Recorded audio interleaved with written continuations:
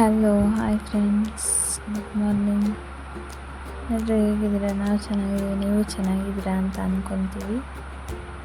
ನೋಡಿ ಫ್ರೆಂಡ್ಸ್, ನಾವು ಮನೆಯಲ್ಲೂ ಪೂಜೆ ಮಾಡಿ ರಾಯರ ಮಠಕ್ಕೆ ಹೋಗಿ ಅಲ್ಲಿ ದರ್ಶನ ತಗೊಂಡು ತುಂಬ ಚೆನ್ನಾಗಾಯಿತು ಪೂಜೆ. ನೀವು ಹೋಗ್ತೀರಾ? ನಿಮಗೂ ಅಭ್ಯಾಸ ಇದೆಯಾ? ಅಭ್ಯಾಸ ಇಲ್ಲ ಅಂದರೆ ಅಭ್ಯಾಸ ಮಾಡ್ಕೊಳ್ಳಿ, ತುಂಬ ಒಳ್ಳೆಯದು. ನಾನು ಹೇಳೋದೇನಪ್ಪ ಅಂದರೆ, ರಾಯರಲ್ಲಿ ನಂಬಿಕೆ ಇಡಿ. ನಮಗಂತೂ ತುಂಬಾ ನಂಬಿಕೆ ಇದೆ. ನಾವು ಅಂದ್ಕೊಂಡು ಕೆಲಸಗಳೆಲ್ಲ ಆಗುತ್ತೆ. ನೀವು ಅಷ್ಟೇ.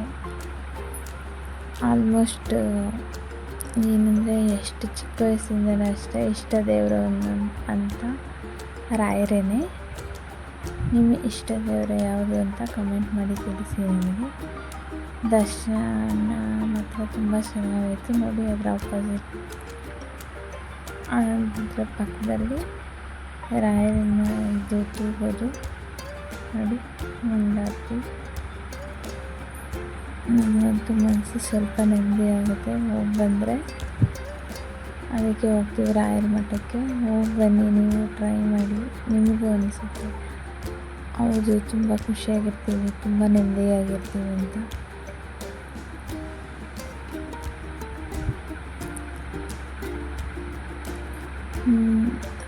ನಾವು ಮಂತ್ರಾಲಯಕ್ಕೂ ಹೋಗಿದ್ವಿ. ಹಾಗೆ